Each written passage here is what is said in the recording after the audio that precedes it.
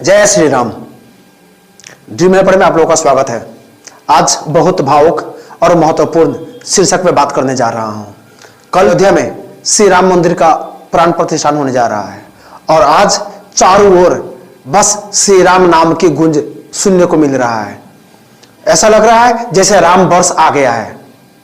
चारों ओर बस राम राम राम। नेपाल में, मध्य प्रदेश में सरकारी स्तर पे छुट्टी का घोषणा कर दिया गया है और जितना भी बड़ा शहर है सब में मांस और दारू को बंद कर दिया गया है, जैसे दीपावली हो। और हो भी क्यों नहीं, राम जी एक असाधारण मनुष्य थे जिनसे हम लोग हजारों चीज सीख सकते हैं। तो चलिए आज उन पे ही बात करते हैं और ऐसा बात आज मैं आप लोगों को बताने वाला हूं जो आपका घर, आपका परिवार सुख समृद्धि से भर दे, साथ में आप लोगों का जीवन खुशियों से भर दे। सबसे पहला चीज जो मैं आप लोगों से रिक्वेस्ट करने जा रहा हूं, राम जी को कोई संप्रदाय या कोई धर्म में सीमित करने की प्रयास न करें। ये दुनिया में जितना भी लोग जन्मे हैं, ये दुनिया में जितना भी लोग आए हैं, सब लोगों को हक बनता है राम के बारे में जाने, और जानना जरूरी भी है क्योंकि राम अपने आप में एक उदाहरण के रूप में खुद को प्रस्तुत किए हैं। नेपाल का मैं बात करूं तो यहाँ पे हिंदू, मुस्लिम और ईसाई सब लोग उतना ही उत्साह से मना रहे हैं और कल का दिन सच में एक बड़ा सा दीपावली और बहुत बड़ा एक उत्सव के रूप में मनाने जा रहे हैं। सो राम जी को सीमित न करके सब लोग, सबके दिल में, सबके घर में बास हो। और चलिए हम लोग बात करते हैं कि राम से हम लोग क्या क्या सीख सकते हैं और ये कितना इंपॉर्टेंट है हमारे जिंदगी के लिए।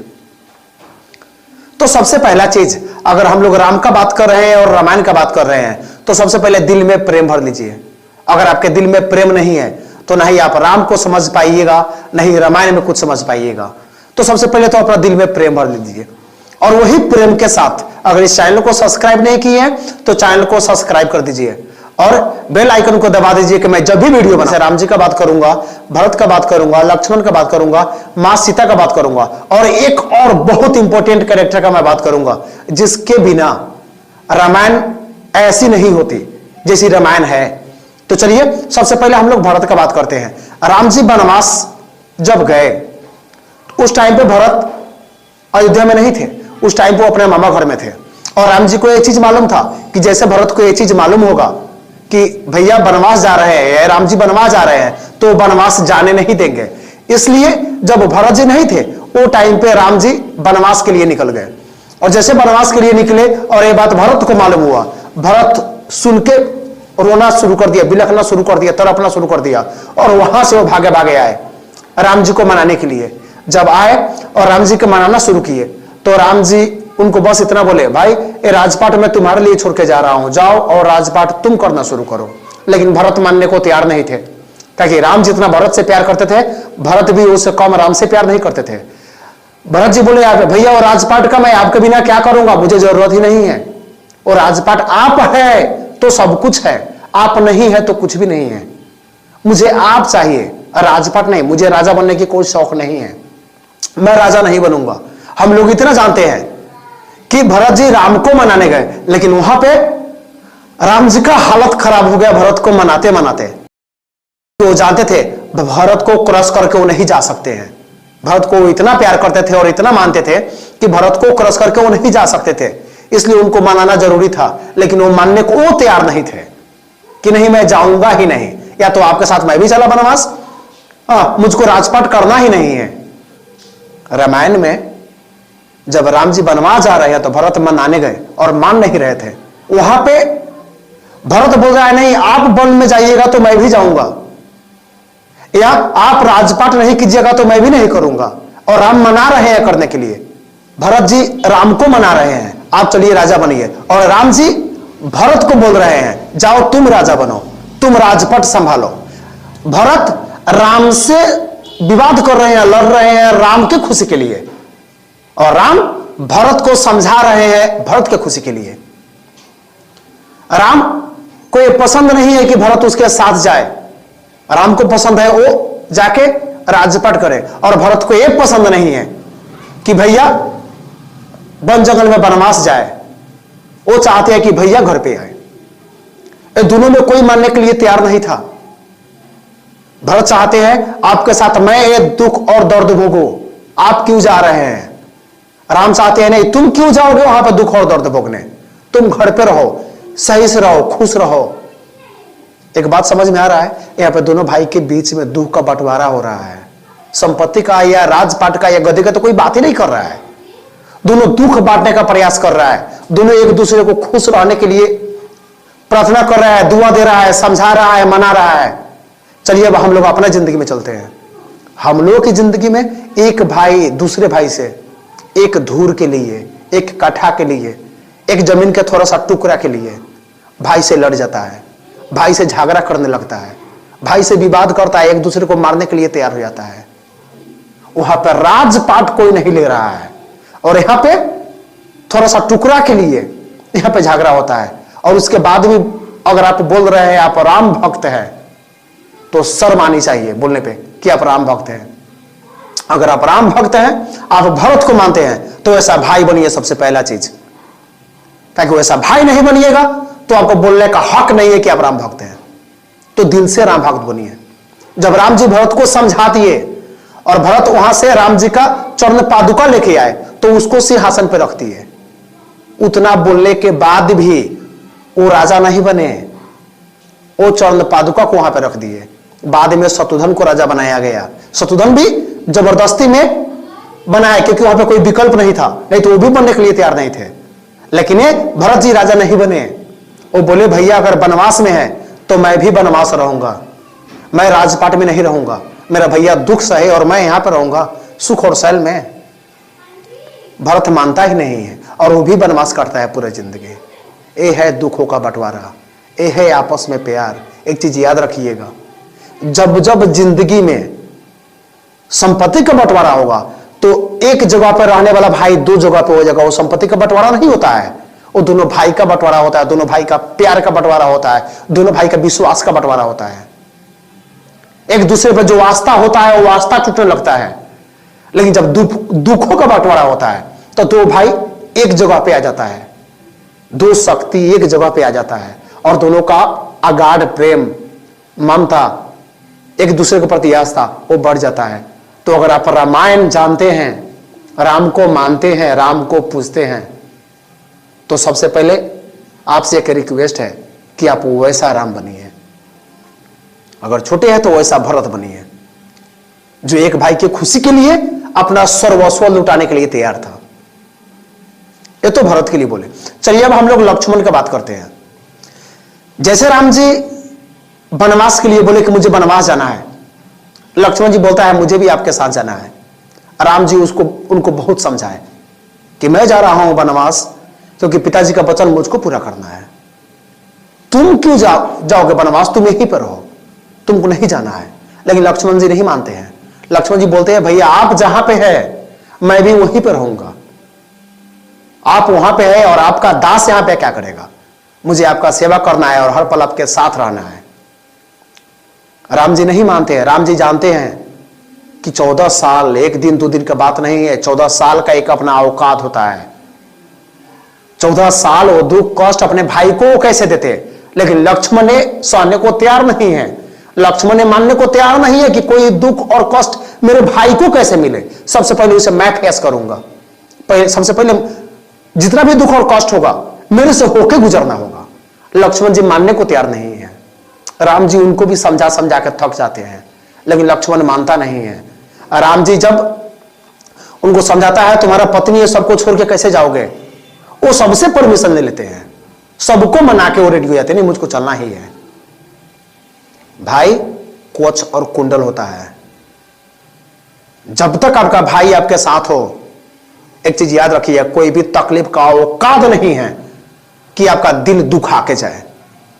हम लोगों के लाइफ में क्या होता है, ये तो रामायण हो गया। हम लोगों के लाइफ में यहां पे राम जी को 14 साल वनवास जाना था, तो दुख बांटने के लिए, दुख में साथ रहने के लिए, दुख में एक दूसरे का मदद करने के लिए, दुख में सेवा करने के लिए लक्ष्मण साथ में जाने के लिए तैयार है। हम लोगों के लाइफ में अगर भाई को थोड़ा सा दुख होता है तो दूसरा भाई उसका साथ छोड़ देता है। भाई को वो दुख के कारण से तकलीफ नहीं होता है, ज्यादा तकलीफ भाई को छोड़ने से हो जाता है।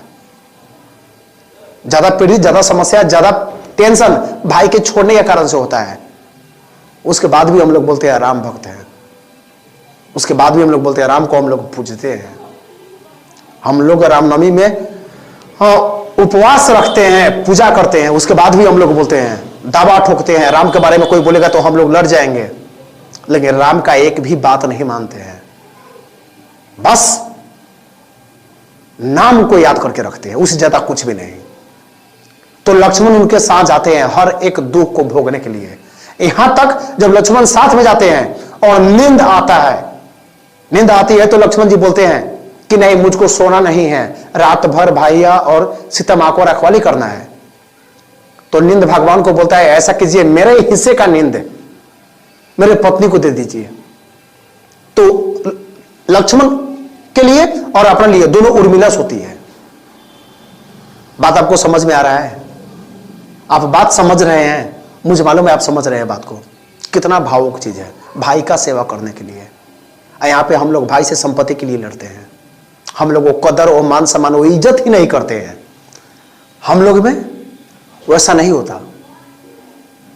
हम लोग भाई का दुख कम तो नहीं करते, लेकिन भाई का दुख को बढ़ा देते हैं।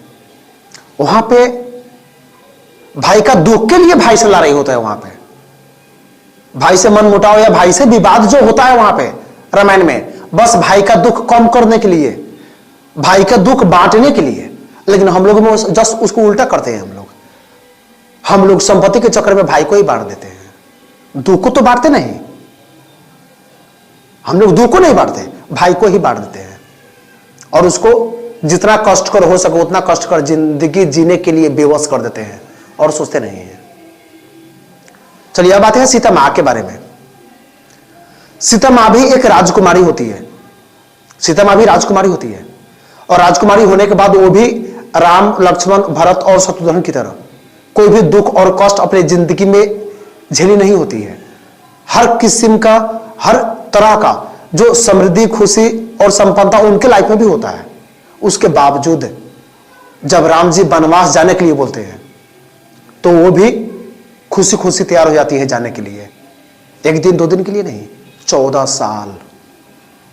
साल राम जी के साथ जंगल में या वनवास में रहने के लिए वो तैयार हो जाती है। आप समझ सकते हैं कितना दुख और कष्ट वहां पे होगा, क्योंकि कोई रहने का ठिकाना नहीं होगा, कोई खाने का ठिकाना नहीं होगा, दिन कैसे कटेगा, रात कैसे कटेगा मालूम नहीं होगा। उसके बावजूद सीता मान जाती है राम के साथ जाने के लिए। वचन राम को निभाना था ना, लेकिन सीता उससे मतलब नहीं रखती। राम जाते हैं तो साथ में सीता भी चली जाती है। हम लोग अपना समाज का बात करें, हम लोग अपना समाज में अगर आपके जिंदगी में कोई प्रॉब्लम होने जा रहा है तो सबसे पहले आपका साथ छोड़ने वाला या आपको डिमोटिवेट करने वाला या आपको परेशान करने वाला, वो लिस्टों में आपका एक वाइफ भी होगी, आपकी पत्नी भी होगी, जो आपका दुख और आपका दर्द को बढ़ा देगी। शायद इसलिए हम लोग के समाज में यहां पे डिवोर्स या तलाक चला है, नहीं तो ये नहीं होता।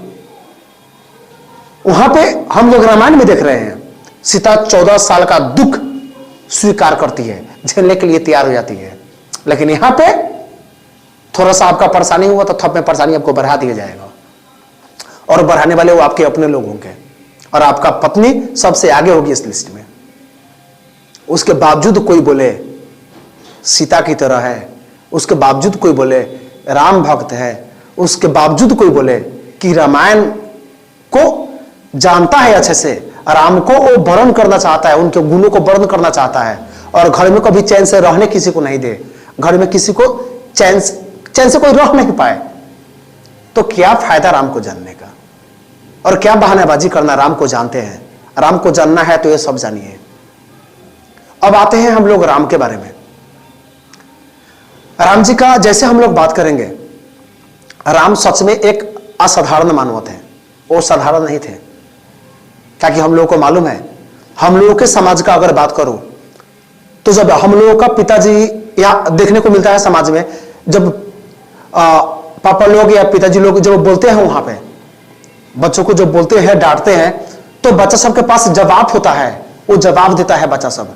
जैसे बाप बूढ़ा होते गया वैसे बच्चा का मुंह खोलते चला जाएगा, हर एक पापा का जवाब देने लगेगा, हर एक बात का जवाब रखेगा उनके लिए। वो बोलेगा इधर, वो बोलेंगे इधर आने के लिए, लेकिन बच्चा सब उधर चला जाएगा, कोई खास मतलब नहीं रखेगा। या वो इज्जत या वो मान सम्मान नहीं रखेगा। जब हम लोग श्री राम जी का बात करेंगे तो श्री राम जी अपने पिता के वचन के लिए 14 साल वनवास खुशी खुशी स्वीकार कर लेते हैं। उतना मनाने पे, उतना कहने के बाद भी वो नहीं मानते हैं। यहां तक कि दशरथ जी भी चाहते थे कि राम जी वनवास नहीं जाए, लेकिन राम जी नहीं माने, अपने पापा का बस वचन रखने के लिए। यहां पे आलम यह है, हम लोग अपने समाज में देखते हैं, यहां पे आलम यह है कि अगर बाप बूढ़ा हो जाए तो गाली भी सुनने को उनको मिलता है। पापा बच्चे को पढ़ा के होशियार बना देता है और वही बच्चा बोलता है, अपने बाप को बेवकूफ बोल देता है। होशियार बनाने वाला वही बाप होता है। यहां पे हम लोगों के समाज में अनाथालय है, बूढ़ा लोगों को जितना भी है, उन लोगों के लिए अनाथालय है, और उसमें मजबूर लोग कम और मजबूर किए हुए मां और बाप ज्यादा है। यहां पे रामायण में राम जी पापा के वचन के लिए वो 14 साल श्राप ही था, वरदान नहीं था, श्राप था जो इनका जिंदगी वनवास में काटना था। 14 साल श्राप, उसके बाद भी खुशी खुशी स्वीकार की है। हमको लगता है अगर ऐसा हम लोग के समाज में कोई पापा बेटे के साथ कर दे तो बेटा पापा को मार देगा या पापा को छोड़ देगा या घर से भगा देगा, कुछ ना कुछ कर देगा। ऐसा हम लोग का समाज है अभी। लेकिन वहां पे पापा का वचन निभाने के लिए वो 14 साल वनवास गए। तो जानते हैं क्या हुआ? एक बड़ा चीज आपको मैं बता रहा हूं। वो 14 साल का वनवास ही राम को असाधारण बनाते हैं और राम को पुरुषोत्तम राम बना दिए। पुरुषों में उत्तम वो 14 साल का वनवासी बना दिए। वो उनका पिताजी का जो श्राप था वो श्राप नहीं था, इनके लिए वरदान साबित हुआ। आज भी मैं आपको बोल दूं, आपका पापा का गाली जो होगा या डांट होगा, फटकार होगा या दो चापर होगा, वो श्राप नहीं है आपके लिए, आपका वरदान है। वो आप बेवकूफ है जो समझ नहीं पा रहे हैं। एक बार दिल से समझिएगा इसको। वो आपके लिए वरदान है, वो आपका जिंदगी को संवारने के लिए वो किए जाते हैं। वो सब फलेगा आपके जिंदगी में। लेकिन यहाँ पे बहुत बच्चों को मैं देखता हूं या बहुत लोगों को देखता हूं, पापा के प्रति उतना मान सम्मान और इज्जत आदर रहता ही नहीं है। शायद आप बहुत बड़े चीज को मिस कर रहे हैं और कल के टाइम में आपको इसका कीमत चुकाना होगा। जितना उन लोगों के साथ अनादर कीजिएगा आप, उतना आपको जिंदगी में भोगना होगा। आप चाहे जो कुछ भी कीजिए, आपको उतना भोगना होगा। उनका गाली भी फलता है, पापा का गाली भी, माँ का गाली भी फलता है। वो गाली का भी इज्जत दीजिए, उसका भी फल आपको मिलेगा। और वो चीजें राम बता गए। 14 साल वनवास खुशी खुशी स्वीकार किए और जिसके कारण से सारा दुनिया राम को जानता है, सारा दुनिया उनको पूजा उसी कारण से करता है। तो राम एक ऐसे इंसान थे जो अपने आप में, अब क्या बोलो, आप समझ सकते हैं, बड़े भाई है वो, और कितना प्यार करते थे अपने भाइयों से कि उनका जितना भी भाई है उनके लिए जान लुटाने के लिए तैयार हो जाते थे और जान लुटाते भी थे। इतना दुख, इतना कष्ट सब झेलने के लिए तैयार थे, बस उनके प्यार के लिए। तो आप भी वैसा ही प्यारे भैया बने, या अपने भाई को उतना ही प्यार करें, या अपने भैया को उतना ही इज्जत और आदर करें और अपने घर को खुशी और संपन्नता से भर ले। हर वो खुशियां घर पे लेके आए।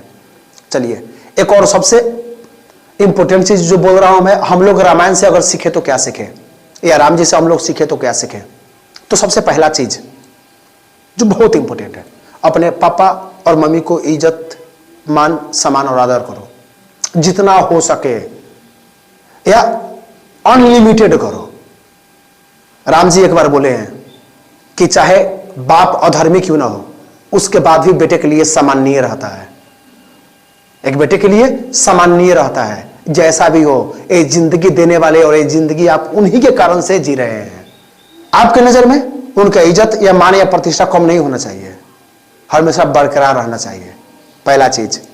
दूसरा चीज, कभी भी संपत्ति का बंटवारा भाई से नहीं करें, जब भी दुखों का बंटवारा करें। भाई कवच और कुंडल होता है, और आप जानते हैं ना, अगर जिंदगी में कोई भी दुख हो, चाहे जैसा भी समस्या आ जाए, कवच और कुंडल आपके साथ है तो आपका कोई कुछ नहीं बिगाड़ सकता। ये आप हर दुख से निकल जाइएगा और हर दुख आपके लिए सीढ़ियों की तरह हो जाएगा आगे बढ़ने के लिए। इसलिए भाई कवच और कुंडल होता है, और कभी भी कवच और कुंडल का अपमान नहीं कीजिएगा, प्यार कीजिएगा, सम्मान कीजिएगा, इज्जत कीजिएगा, मान प्रतिष्ठा दीजिएगा। अगर आप चाहते हैं कि उतना दुख होने के बाद भी घर टूटे और बने रहे, तो अपने भैया का इज्जत और मान सम्मान में कोई कमी नहीं कीजिएगा, उतना ही प्यार बना के रखिएगा। दूसरा चीज। तीसरा चीज, राम की तरह धैर्यवान और विनम्र बनिए। राम जी को 14 साल वनवास हुआ, 14 साल। आई थिंक ये बहुत बड़ी चीज है। 14 साल, 14 साल में तो क्या क्या हो जाता है, उसके बावजूद वो कभी अपना धैर्य खोए नहीं, धैर्य को अपना बना कर रखे। ऐसा लगता है कि राम का नाम लिया तो धैर्यता का नाम ले लिया या धैर्य का नाम ले लिया। हम लोगों की जिंदगी में छोटा छोटा समस्या आता है तो हम लोग बिखर जाते हैं, हम लोग टूट जाते हैं, हम लोग ज्यादा बेचैन होकर समस्या को और डबल कर देते हैं। राम जी क्या किए? 14 साल वनवास होने के बाद भी उतना ही धैर्यता से वो गए और सब कुछ किए। देखिए रिजल्ट क्या है। वो कभी भी वो सब परिस्थिति आने के बाद भी कभी भी अपना जो नम्रपना था या जो विनम्र थे उसको कभी भी नहीं खोए। सब लोगों का जो गुरु था उनका मान प्रतिष्ठा इज्जत जो भी करते थे उतना ही करते थे, भाई लोगों को उतना ही प्यार करते थे, सबसे व्यवहार वैसा ही करते थे। दुखों का क्या है? दुख का आना का है और जाना है, आज आएगा और कल चला जाएगा। लेकिन इस टाइम पे जो आप व्यवहार कीजिएगा वो हमेशा सबके नजरों में रहेगा। कभी भी जिंदगी में अपना आपा नहीं खोना है और अपना आपा खो के सही को भी गलत और गलत को महागलत नहीं करना है। सो अपना आपा बनाए रखिए और विनम्र बने रहिए। चारों ओर आपका मान सम्मान होगा और सब लोग आपका प्रशंसा करेंगे। एक और चीज, रामायण जाने, राम के बारे में जाने और मर्यादा के बारे में नहीं जाने तो शायद कुछ नहीं जाने। मर्यादा में रहना सीखिए। राम जी बाली को मार दिए लेकिन उस पर राज नहीं किए, किष्किंधा पे राज नहीं किए, वो सुग्रीव को दे दिए। राम जी रावण को मारे लेकिन लंका पे राज नहीं किए, वो विभीषण को दे दिए। उनको ये चीजों से मतलब ही नहीं था। वो अपना पूरा जिंदगी में कोई राज्य पे अतिक्रमण नहीं किए हैं, किसी राज्य को नहीं हड़पे हैं, वो किसी को दुख पहुंचाना चाहते ही नहीं थे। इवन लक्ष्मण जी जब राम को बोले कि सोना का लंका यहां पे राज्य बनाते हैं तो राम जी वहां पे बोले थे कि अपना जन्मभूमि स्वर्ग से भी ज्यादा प्यारा होता है और उसे भी ज्यादा सुंदर होता है। हम लोग अयोध्या को छोड़ के यहां पे कौन रहने आएगा?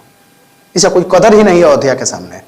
अयोध्या के सामने तो धूल का मिट्टी के बराबर है, ये चाहिए ही नहीं। इतना वो प्यार करते थे। लेकिन हम लोगों का क्या होता है? थोड़ा सा 5 रुपया या 10 रुपया या 20 रुपया का बात आए, लोगों का तो बात छोड़ो यार, हम लोग भाई को भी चीट करना नहीं छोड़ते हैं। भाई को भी हम लोग चीट करते हैं। भाई के लिए दांवपेच हम लोग सोचते हैं, अपने लोगों को के लिए दांवपेच हम लोग सोचते हैं और उसके बावजूद राम भक्त हम लोग बनते हैं। प्रभु सबका कल्याण हो। प्लीज राम भक्त है तो ये चीज सीखिए। जब भी इस चीज को कदर करना है, साथ में वो पूरा जिंदगी बस मां सीता के साथ रहे, ये मर्यादा को भी नहीं लांगे, इसको भी फॉलो कीजिए। जब आप रामायण पढ़ रहे हैं और राम के बारे में जान रहे हैं तो एक चीज और सीखिए यहां पे, बिना शर्त प्यार करना। रामायण में जो भी प्यार करता है बिना शर्त प्यार करता है, किसी का भी कंडीशनल लव वहां पे नहीं होता। लक्ष्मण जी राम के साथ वनवास जाते हैं, वचन राम को पालन करना था लेकिन सेवा करने के लिए लक्ष्मण जाते हैं, उनको कोई मतलब नहीं रहता है। उनको राम से कुछ नहीं चाहिए होता है प्यार के सिवा। भरत जी पूरा राजपाट राम को देके फिर उनको बुलाना चाहते हैं अपने मां के विरुद्ध में जाके, उनको भी कुछ भी नहीं चाहिए होता है वहां पे राम के सिवा। राम जी अपने भाइयों को उतना ही प्यार करते हैं। ये अनकंडीशनल लव है, किसी को कुछ नहीं चाहिए होता है। सीता अपना यहां पे राजभवन छोड़ के राम के साथ चली जाती है 14 साल वनवास के लिए। उर्मिला लक्ष्मण को जाने देती है 14 साल, वो वनवास जैसा पूरा जिंदगी काटती है। सब निस्वार्थ प्यार करते हैं। तो अगर आप रामायण देख रहे हैं और राम के बारे में जानना चाहते हैं, राम को प्यार करते हैं, तो जिंदगी में लोगों से निस्वार्थ प्यार करना शुरू कर दीजिए। किसी से प्यार कीजिए या किसी के लिए उपकार कीजिए या किसी के लिए कुछ कीजिए तो प्लीज बदले में कुछ मुझे भी चाहिए, वैसा आशा नहीं कीजिए। ये प्यार निस्वार्थ नहीं होगा, तो ऐसा प्यार कीजिए जब भी आपका जय जय होगा। राम की तरह दृढ़ संकल्पी बनिए। जब सीता मां का हरण हुआ, राम जी 14 साल वनवास आए थे, ऐसा ही परेशान थे, सीता मां का हरण हुआ, उसके बाद भी राम जी टूटे नहीं। जितना संघर्ष करना था उतना संघर्ष किए, लेकिन सीता मां को लेके आए, रावण को मार के सीता मां को लेके आए। हम लोगों का क्या होता है, जब हम लोग कुछ करने के लिए ठानते हैं और कुछ करना शुरू करते हैं तो 2 पल में हम लोग अपना संकल्प को भूल जाते हैं कि हम लोग को क्या करना है, क्या करके दिखाना है, कितना हम लोग को मेहनत करना है। 2 पल में हम लोग भूल जाते हैं। लेकिन राम जी डगमगाए नहीं, तब तक संघर्ष करते रहे, तब तक मेहनत करते रहे जब तक सीता मां को लेके नहीं आए। तो हम लोग राम जी से सीखना चाहते हैं तो दृढ़ संकल्पी बनना शुरू कीजिए। एक बार सोच लिए ये चीज करना है और इतना संघर्ष करना होगा पाने के लिए, जब आप देख लिए तो जब तक उसको पाते नहीं है तब तक छोड़ना नहीं है। उतना ही हार्ड वर्क करना है, बहुत हार्ड वर्क करना है, लेकिन पाके रहना है, ऐसा नहीं रहना है। और अंत में जो एक मेन कैरेक्टर का मैंने बात किया था, चलिए उसका बात करते हैं, उर्मिला के बारे में। दशरथ जी राम जी का पिताजी थे, उनका वचन पूरा करने के लिए राम जी वनवास जाने लगे। राम जी जब वनवास गए तो सीता मां उनकी पत्नी थी, सीता जी साथ में गई। जब राम जी गए तो लक्ष्मण जी दास की तरह पहले से ही सेवा करते थे, बहुत मानते थे उनको, अपने भैया को, तो भैया के साथ वो चले गए। भरत भी राम को बहुत प्यार करते थे, तो भरत राजपाट या गद्दी छोड़ दिए।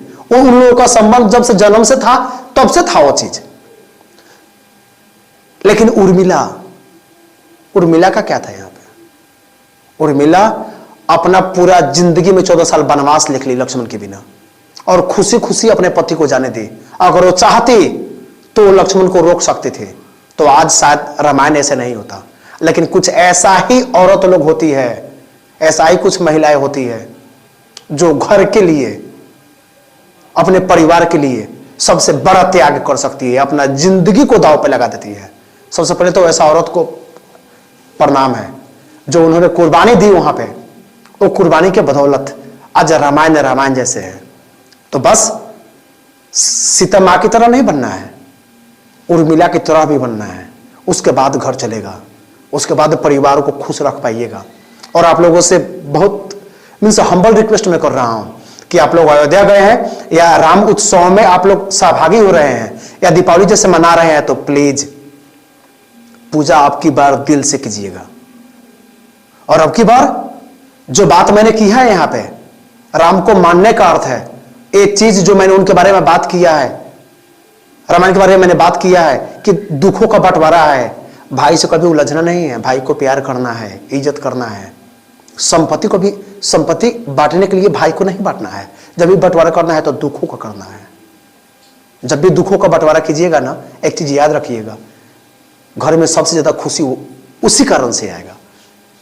जैसे हम लोग घर पे जाते हैं, कभी घर पे जाते होंगे आप लोग, भैया लोग भी आते होंगे दीपावली में या कोई नॉर्मल चीज में भी पहुंचते होंगे, जो सब लोग एक जगह पे आता है तो लगता है उत्सव है, सब लोग मिला के उत्सव लगने लगता है। बात समझ में आ रहा है मेरा? हम लोग मिलते हैं कि उत्सव लगने लगता है। यहां पे साथ रहना में खुशी है। आखिर जितना भी आप खुश रहिएगा या जितना भी आप खुश रहने का प्रयास करते हैं, अगर आपका अपना नहीं है आपके साथ देखने के लिए, क्या कीजिएगा उस खुशी को?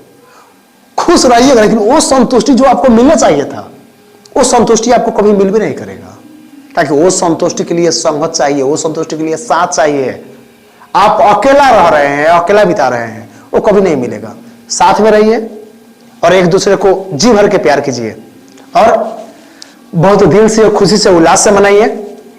और प्लीज राम को वरण कीजिए, उनके गुणों को वरण कीजिए। चलिए फिर मिलते हैं नेक्स्ट वीडियो में। फिर एक बार लास्ट में वीडियो अच्छा लगे तो प्लीज सब्सक्राइब करना नहीं भूले और अच्छा सा कमेंट दीजिएगा। जय श्री राम।